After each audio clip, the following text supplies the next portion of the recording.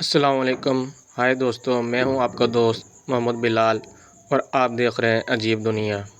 آج ہم آپ کو لے کر آئے ہیں ایک ایسے صوفی بزرگ کے مزار پر جہاں صرف عقیدت ہی نہیں بلکہ ایک دردناک تاریخ بھی دفن ہے. ویسے تو ملتان کی ہر گلی کوچے میں ایک صوفی بزرگ کا مزار آپ کو ملے گا، لیکن یہ وہ ہستی ہیں جنہوں نے ظلم کے سامنے سر نہ جھکایا. یہ وہ بزرگ ہیں جنہوں نے حق کی خاطر اپنی جان قربان کر دی. جی ہاں، آج ہم بات کریں گے حضرت خواجہ غلام حسن شہید رحمۃ اللہ کی اور جانیں گے کہ آخر ان کی شہادت کیسے ہوئی. حضرت خواجہ غلام حسن ایک درویش، صفت، عبادت گزار اور اللہ والے بزرگ تھے. آپ کے پاس لوگ دور دور سے آتے دعا لینے کے لیے، نصیحت سننے کے لیے اور اپنے دل کو سکون پانے کے لیے. آپ صرف عبادت گزار نہیں تھے بلکہ سچ بولنے والے، ظلم کے خلاف کھڑے ہونے والے انسان تھے. دوستوں، روایتوں کے مطابق اس دور میں کچھ ظالم لوگ علاقے میں ظلم کرنے والے اور ناانصافی اور کمزوروں پر جبر کرنے والے موجود تھے. حضرت خواجہ غلام حسن شہید رحمۃ اللہ علیہ ان کے سامنے ہمیشہ حق کی بات کرتے، انہیں جھوٹ سے روکتے، سمجھایا کرتے اور ظلم کے خلاف چھوڑ دو کی نصیحت کرتے. مگر ظالموں کو سچ کبھی پسند نہیں آتا.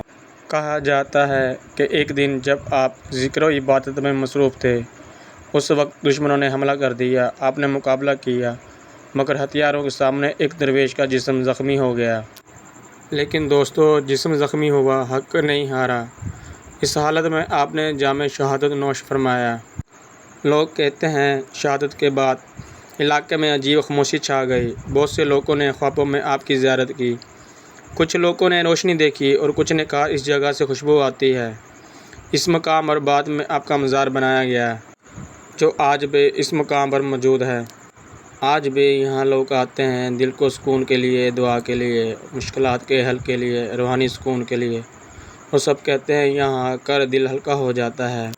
کہا جاتا ہے کہ ایک شخص شدید بیمار تھا، لا علاج تھا. دربار پر آ کر دعا مانگی. کچھ عرصے بعد اللہ کے حکم سے شفا ملی. یوں ایک جوڑا کئی سالوں سے بے اولاد تھا، اولاد سے محروم تھا. انہوں نے یہاں آ کر دعا کی. کچھ عرصے بعد اللہ نے اولاد نارینہ عطا فرمائی. لوگ کہتے ہیں جو سچے دل سے یہاں آ کر دعا کرتا ہے اس کی مشکلات آسان ہو جاتی ہے. کئی لوگوں نے بتایا کہ دعا کے بعد کاروبار اور رزق میں برکت ہوئی.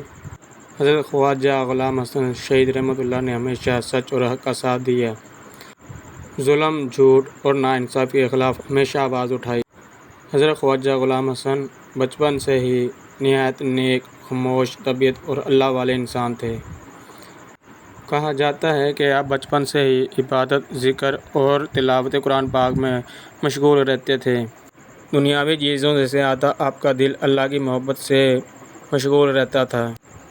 جب آپ جوان ہوئے تو آپ نے لوگوں کی اصلاح شروع کر دی. لوگ آپ کے پاس اپنے مسائل لے کر آتے اور آپ انہیں صبر، نماز، سچائی اور نیکی کا درس دیتے. دوستو، اگر آپ کو یہ میرا منفرد ولاگ پسند آیا ہو تو ویڈیو کو لائک کریے، چینل کو سبسکرائب کر دیجیے اور کمنٹس میں اپنے رائے کا اظہار ضرور کیجیے. اللہ حافظ.